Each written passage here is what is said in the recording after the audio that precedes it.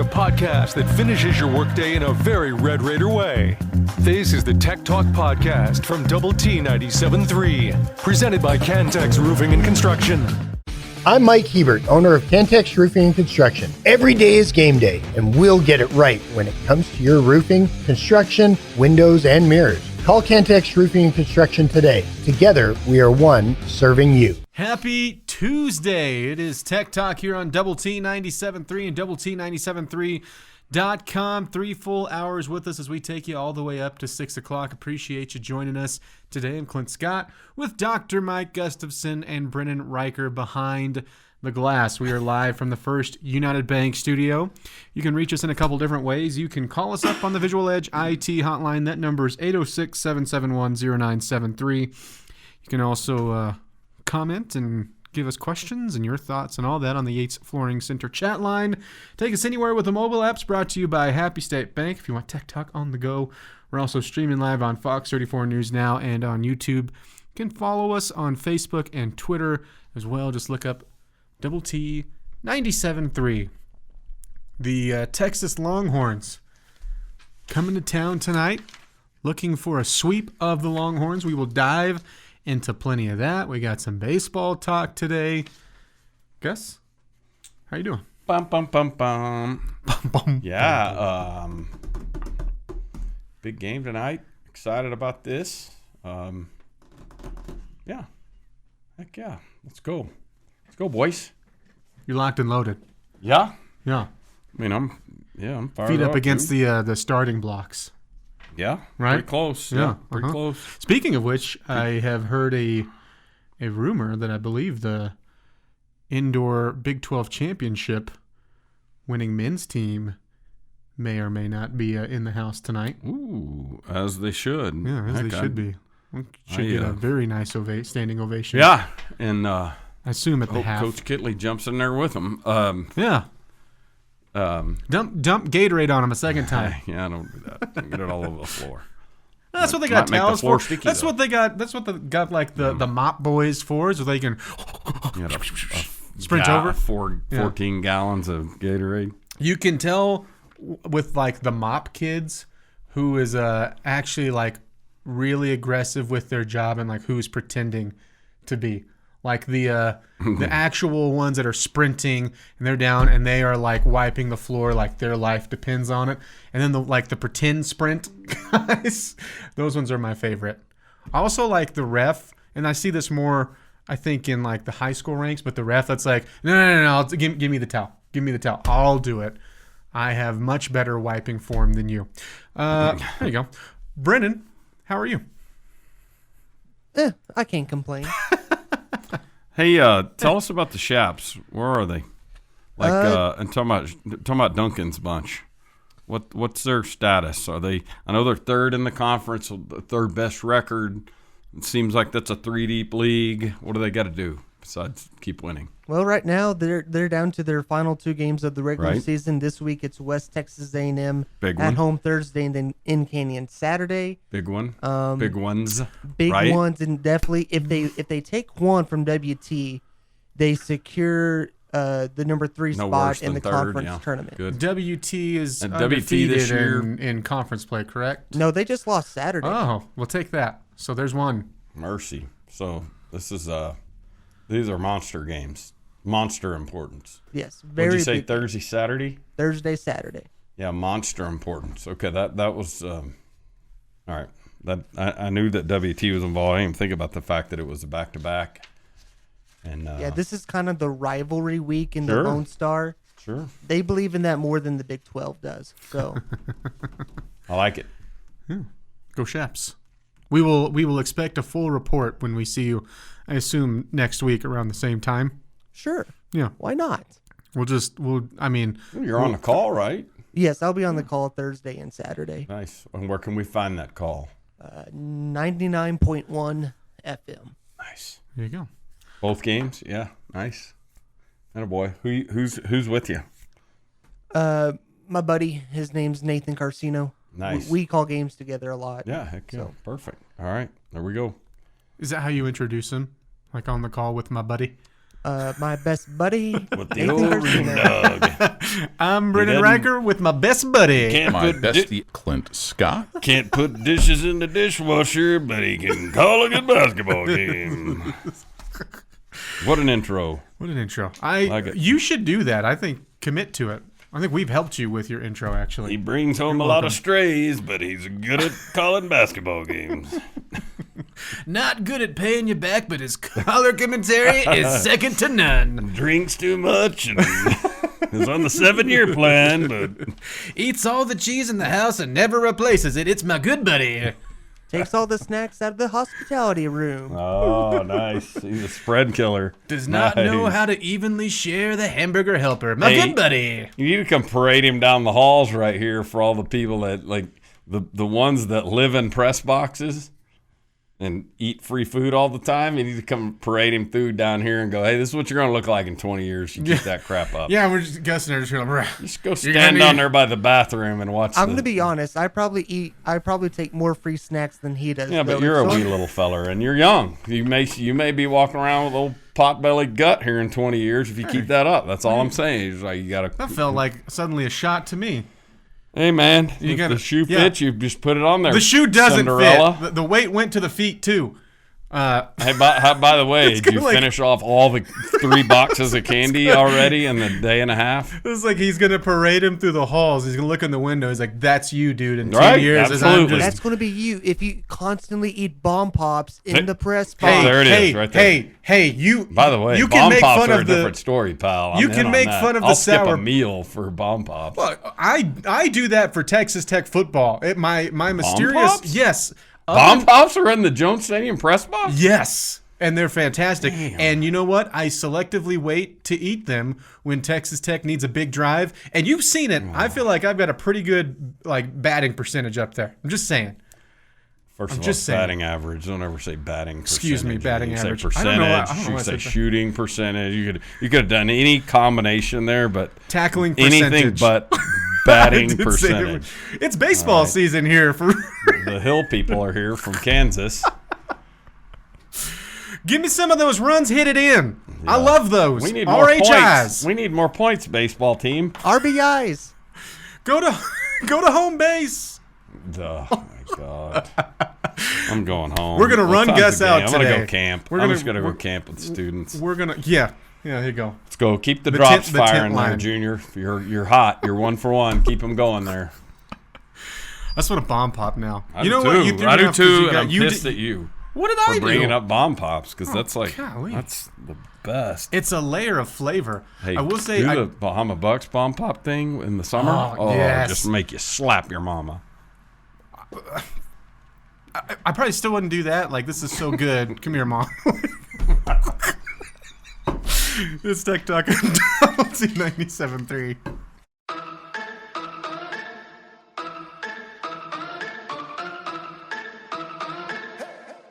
The podcast that finishes your workday in a very Red Raider way. This is the Tech Talk Podcast from Double T 97.3, presented by Cantex Roofing and Construction.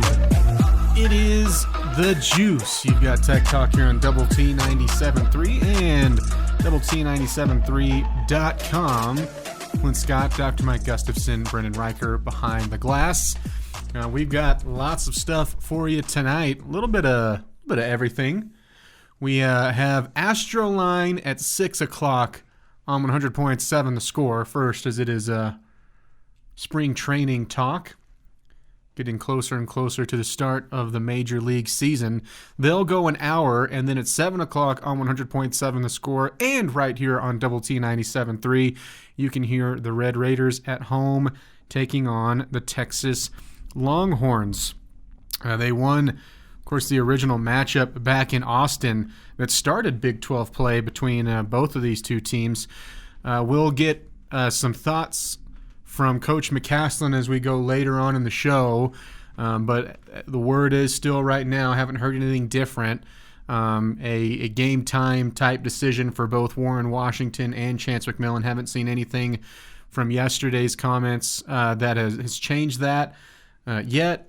I would guess you will be finding out, much like you did for both of those players in your game against UCF, at about 7 o'clock whenever you hear the voice of Jeff Haxton and Chris Level come in. Who's participating? Or maybe the better question would be who's not. If either of them is not participating in warm-ups, that's when you at least get the null response. You don't know if he goes through warm-ups and goes, hey, this thing's still killing me. But which is essentially what Chance McMillan did. Yeah. This last go-around is went through everything, went through the shoot-around stuff, and thought he was going to be able to go. And kind of the last preparation things they were doing, then it was, he's not going to be able to go tonight. So we'll see what happens. You'd sure love both of them if they can go and if they are healthy enough to go, should be the wording there. 5 o'clock over on 93.1 Texas FM, Liberty softball. The first softball call of the year. They're at home against Childress. And then over on Sunny 97.7 at 6 o'clock, more playoff basketball. The Friendship boys in the regional quarterfinal round against V.R. Eaton. Here are our very own Choice Woodman on that call. Said this yesterday, but we'll go ahead and go over it again since it came out later in the show. But if you haven't seen, freshman shortstop TJ Pompey was tabbed as the Big 12 newcomer of the week. Was on base safely all 5 games last week. Went 11 for 24. That is, I want to say it again just because you got so angry at me. A 458. I don't even remember what I said. Batting percentage, hitting percentage. Brutal. 458 batting average. Your credibility at stake, not mine. It's one thing to get hung up on Chinese Taipei versus Taiwan. This one is part of your profession. You're wanting to do this for a living, I think. If the whole lead singer thing falls through, I know. So I'm just trying to help you clean that up. That's all. It wasn't very constructive, though. It was very constructive. If I had feelings, they would have been hurt. Guess. If I had feelings, he also had a pair of. You're only saying that because I mentioned the boiler gut on all the people who eat free press box food, and you personalized that. You grabbed hold of it and went, "Wait!" It was like you fishing on Sunday. The lure floated across from you and you latched onto it. No, you said Brennan was gonna walk his best buddy down and point in through the window. That was my advice for Brennan. Yeah, Keep going. There's going to be more headlines. TJ Pompey, pair of home runs and 11 RBIs. So far, everything we heard about TJ Pompey, fits the bill. He has been lights out and absolutely looks the part of hopefully a big-time Red Raider for years to come. Part of that program. The Dallas Stars, Gus, they hit the ice tonight. We need to give them and they've got a very good team this year. They do. They got a shot. The West is brutal, but they're good. They're at the Avalanche tonight, and they are good, but they are looking to right the ships, so to speak, after the All-Star break. 1-5 in their last 6, but they'll be on the ice tonight starting at 8:30. There are your headlines today, unless you have anything else that I missed. I do not. Red Raider basketball taking on the Texas Longhorns at home tonight. We'll get into the specific matchup and all that good stuff. Before we do that, are you going to miss this series? Because I've felt differently about it from sport to sport. I won't miss it in football, and the reason is that when I think of you can go the Texas arrogance just goes through a program, but the Texas arrogance that came to the side of almost destroying the Big 12 on the way out, what sport led that discussion? It was football, because that was the moneymaker. And so that's the side I'm like, don't let the door hit you on the way out.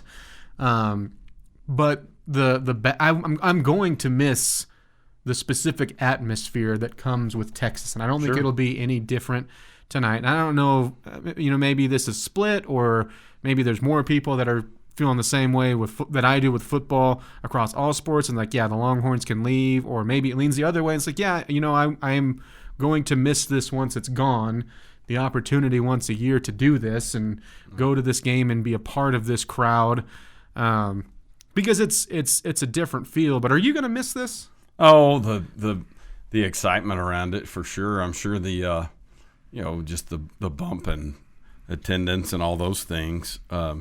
Especially when we're both decent. Mm-hmm. It usually represents a bump in attendance regardless. But they they're not spending a whole lot of time. I doubt that the Horn 97.3 today is spending much time on continuing our rivalry with them. So, I haven't lost a lot of. I mean, I understand the question. There's so much more inventory in baseball and basketball than for football, and so it's logical that you might be able to gin up some stuff, some midweeks in baseball. Who knows? Maybe even weekends or three ways and that kind of stuff. But I'm sure that after whatever happens in the barn tonight, I'm sure it'll involve things that we wouldn't want to say around our grandmothers, and just all the things, which usually sets off a round of sniveling from them, just all the way across. You'll get their radio announcer saying that our ballpark's named after a truck stop. You'll get, they'll be sniveling about the dirt blowing today, which, by the way, the dirt's blowing to keep Austin people from moving up here.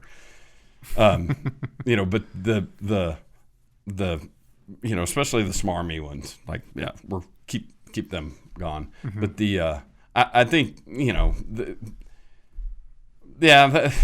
because the reality is they're probably not coming back here for a while, and so if you enjoy this sort of thing, then getting to play those dudes, knowing that they're probably not coming back for a while, then you will miss it. But and this kind of thing's organic. The quicker we can get our hate on for somebody else, whoever that is. There's some of that for Kansas and basketball. Maybe there'll be some for one of the Arizona schools. I would think Colorado, the atmosphere, Oklahoma side, State.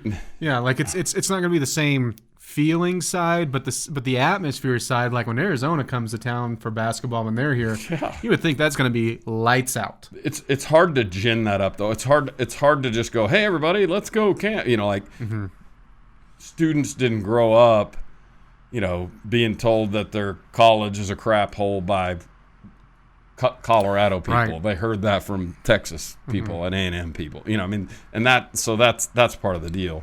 But the sooner you can also get off of the Texas thing and get on to TCU, OSU, et cetera, probably the better.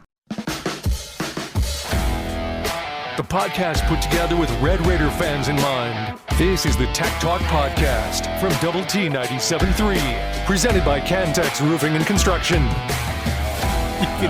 You can just hear the disappointment again. He's questioning this partnership all over again. It is Tech Talk here on Double T 97.3, Double T 97.3.com.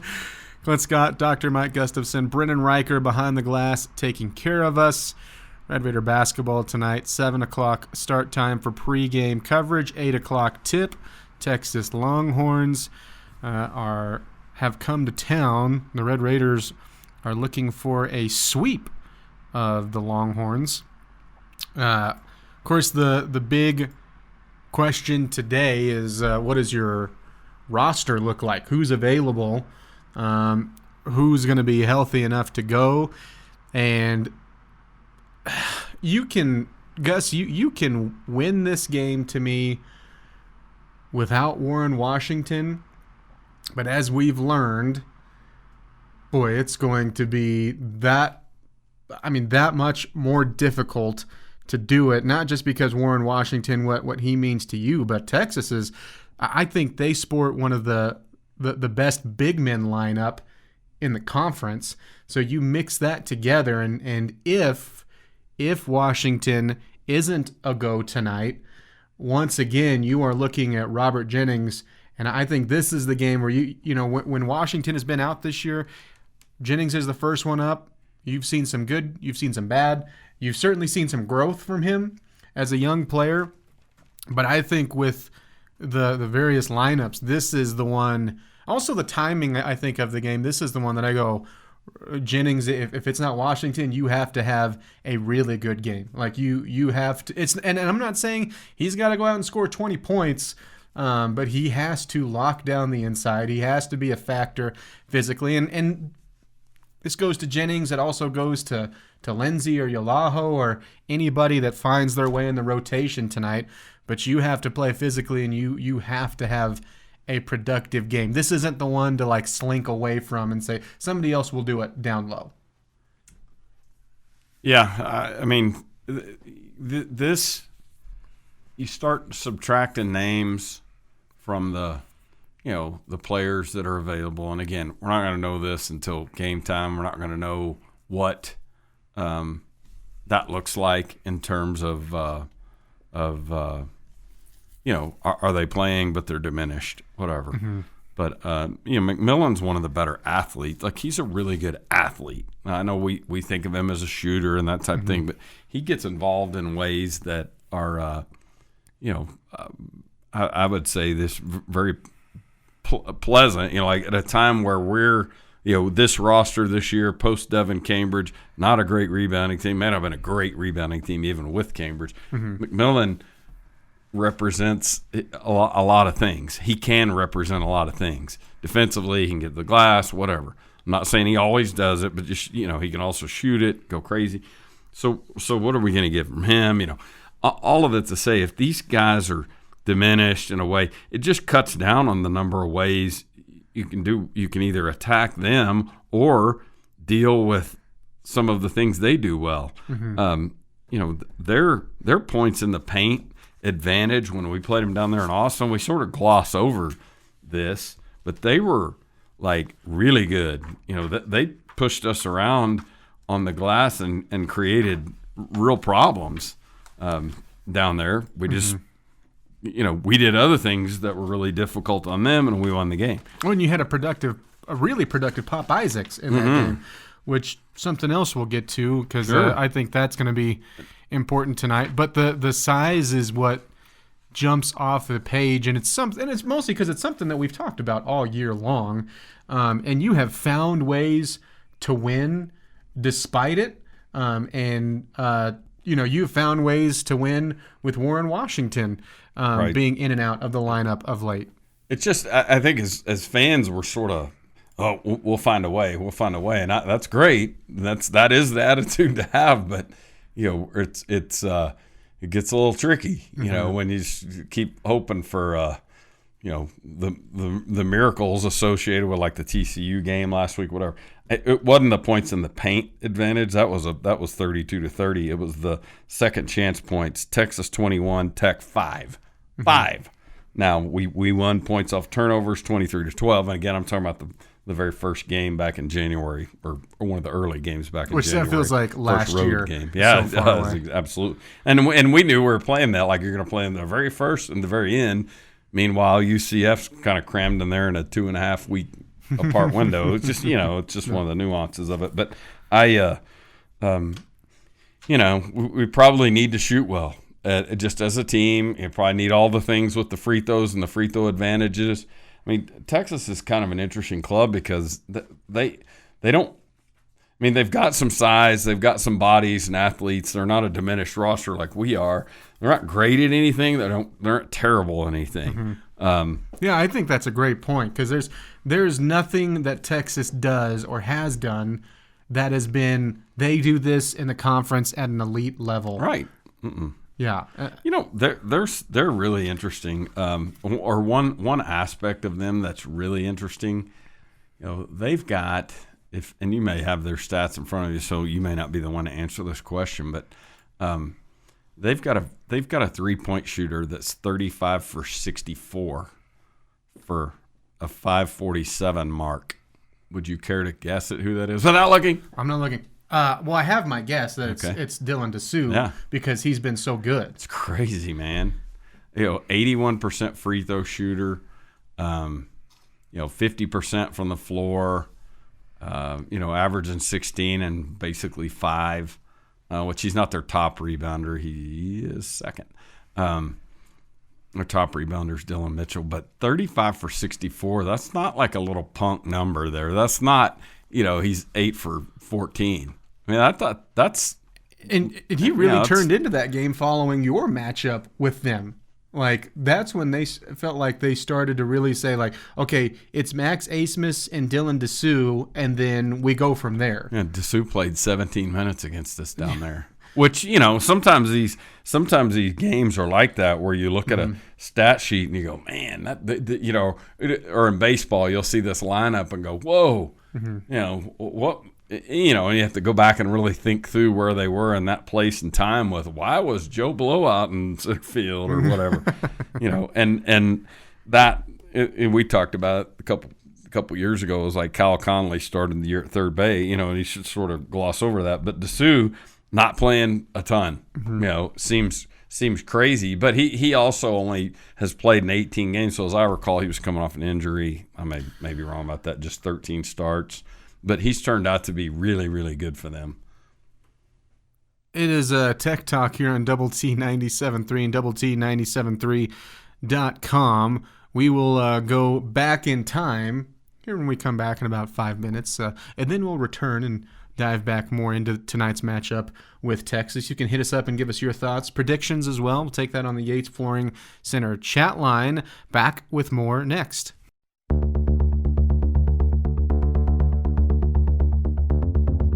The podcast put together with Red Raider fans in mind.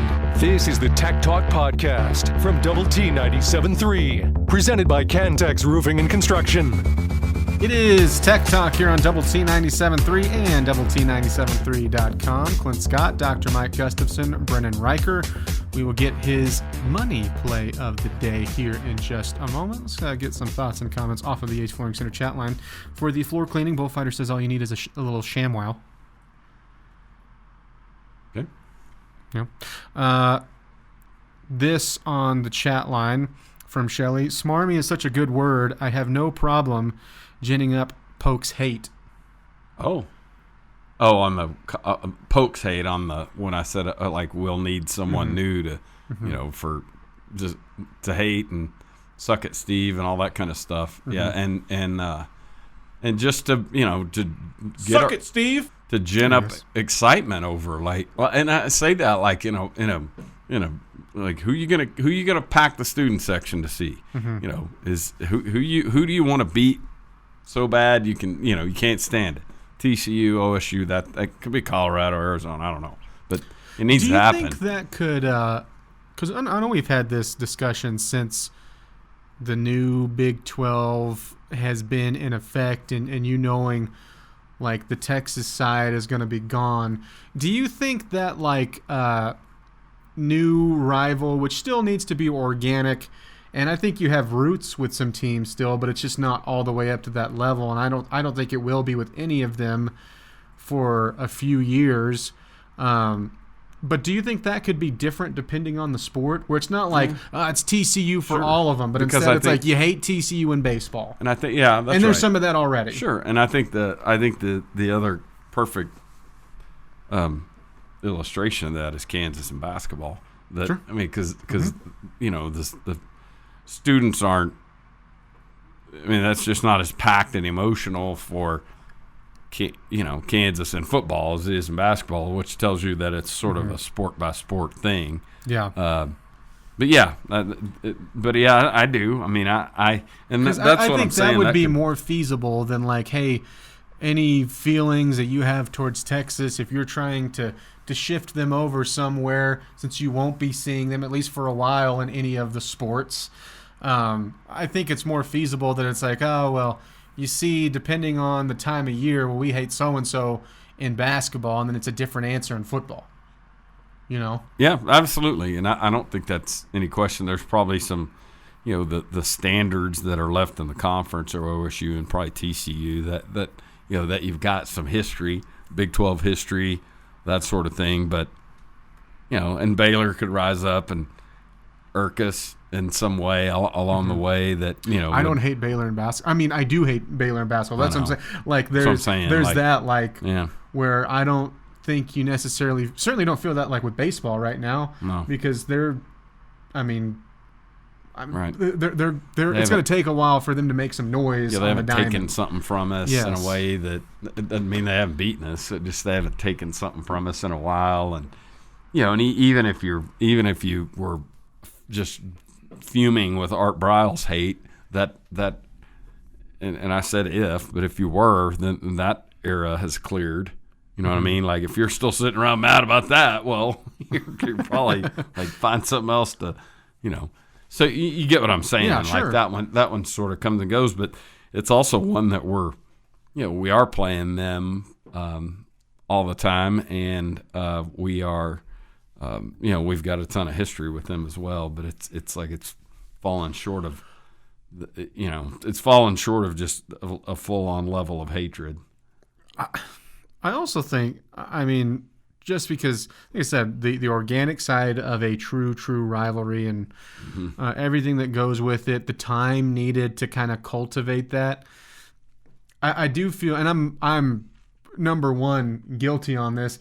It sometimes feels like looking for that so much, you get the feeling that you need that, and you don't. You don't need that if you're just going out and winning games and you're being successful, then you still, you don't need that to enjoy your program. But it's just, it will be odd to not have that specific atmosphere. You're going to have great atmospheres regardless, but it's just, we all know that it's different.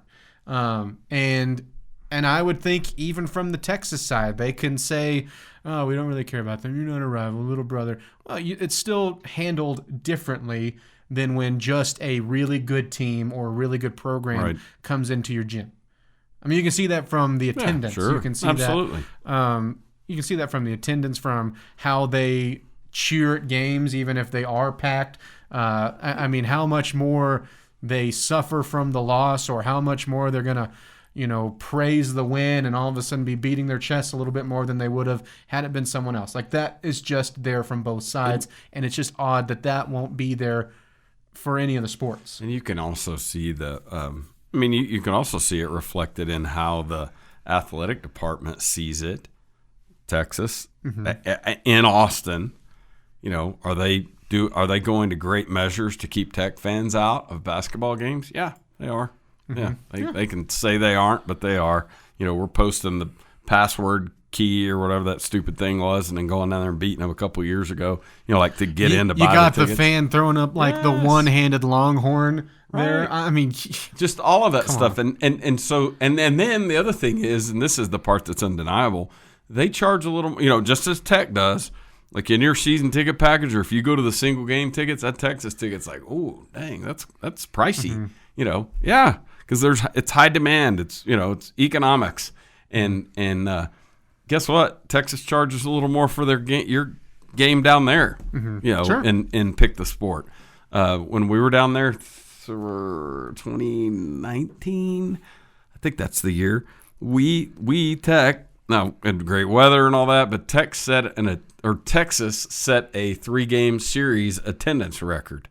So they can talk about our rivalries, blah blah blah. Oh, Texas Tech came in there and you set an attendance record, like 30,000 fans for 3 games.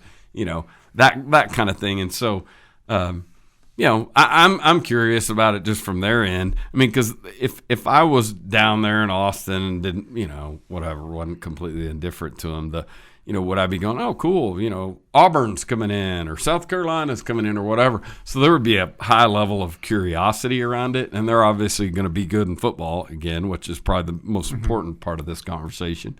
But they're not filled with hate. They're the dude in the cubicle next to him, the gamecock in the cubicle next to him, isn't running his hole and doing the suck it Steve thing. Yeah. You know what I mean? Like, suck it, Steve. They don't have the hate for them that they, the Baylor. Even if they want to describe the hate as, man, my kid brother's driving me crazy because when they beat us, they're just irrepressible. Well, I just don't know that they've got much ginned up with Auburn. Well, they don't. With Ole Miss. They don't. Yeah. Are they good brands? Absolutely. Well, all the things, but that's not. And the benefit, I guess, if from they'll be for missing them, us is as that, well. Is yeah. that, well, the one thing that they have leaving behind is that they have their real rival going with them. Right? Absolutely. And so that's who doesn't come there to play football games though. That's true. They meet in the good point. Yeah. But yeah, you're right. And I mean, do you really think about the Texas OU basketball game and go, "Oh man, well, I had to- they're I had throwing to ask- pennies on the floor"? They are not. I had to ask Collier if it was still crap. called the Red River Rivalry Shootout Showdown Pillow Fight on the basketball court. And he was like, "I don't know. I He was never like, went." 'cause he we was like, didn't "I don't care. I Right. don't care." Exactly. Exactly. It is Tech Talk. You got us on Double T 97.3. It's every Red Raiders' favorite podcast. This is the Tech Talk Podcast from Double T 97.3, presented by Cantex Roofing and Construction. It is Tech Talk. One more with us. Clint Scott, Dr. Mike Gustafson, Brennan Riker, also known as BPE around these parts. We'll have Red Raider basketball at home against Texas coming up in 2 hours, 7 o'clock start time for pregame coverage, 8 o'clock tip. Red Raiders hosting the Longhorns. You can hit us up on the Yates Flooring Center chat line. Thoughts, comments, questions, predictions for tonight. You can also call us on the Visual Edge IT hotline. That number is 806-771-0973 as we are live from the First United Bank studio. You can also take us anywhere with the mobile app brought to you by Happy State Bank. Streaming on Fox 34 News Now and on YouTube if you would like to see our faces or our signature Stag shirts, clothing sponsor here inside the First United Bank studio. We got this on the Yates Flooring Center chat line, Gus, and I'm curious your thoughts on it. Okay. I think the magic number to get a guaranteed bid to the NCAA tournament is 10 conference wins. I think tonight is a must-win to get to 10. So 4 games left. Home games, of course, against Texas, and you have a home game against Baylor, and then road games in Morgantown, which would be on Saturday, and then in Stillwater. Is 10 the magic number? Start there. Well, yeah, I think if you get to 10, yes. If you're asking me if that's the floor, I mean, It does feel that way, and the reason why is not because 9 isn't enough. You know, you're 500 in a league like this, whatever. But you know that loss to UCF put a real, that had some drag to it. Mm-hmm. Dropped whatever 9 spots in the net or whatever it was. It was significant. Texas is right. Below us in the net, like right behind us now. Mm-hmm. There's more value in a road win than a home win, and so I think if we win this game, it's a quad 2 win for us. If they win this game, it's a quad 1 win for them. Flip it. You can flip it. When we were in Austin, that was a quad 1 win for us because, top 75, mm-hmm. road win, whatever. That combined with, what's left on our schedule there's not a lot of heft on our schedule. In fact, it's as minimal a stretch as you can imagine between the UCF road trip, OSU, Morgantown, those 3 road trips. Those are 3 of the lowest juice net ranking schools in the league. Mm-hmm. 3 of the probably 4 that aren't going to get into the tournament right now. That we can almost rule out, they're not even in the conversation. Well, that's who our games are with, and so this and not to mention Baylor. Now, don't get me wrong. Yeah, I'm setting that one aside. Yes, sure. Yeah. We'll just pick it up and we'll put it over here. Yep. Yeah, because we know about that. That's right. a quad 1, the whole deal. It's also going to be really difficult for this team right now. It's a tough matchup for us. Who knows? But and that's the last. There's 2 home games left, and it's Texas and Baylor. And so, we're not going to get much help by going on the road and winning games in which we're favored. Mm-hmm. These 2 games. Yeah, because you're depending on where you look, you're 4.5-point favorite. That's what the line was earlier today. So not tonight. Or tonight. Oh yeah. For I'm tonight. talking about Morgantown and Stillwater. I'm curious what those lines will be. Right. Because there's still a road game, and like the health discussion for tonight. I mean, Vegas has their shadows creeping everywhere, and they still have you favored tonight. I don't know if I'm reading tea leaves or anything like that.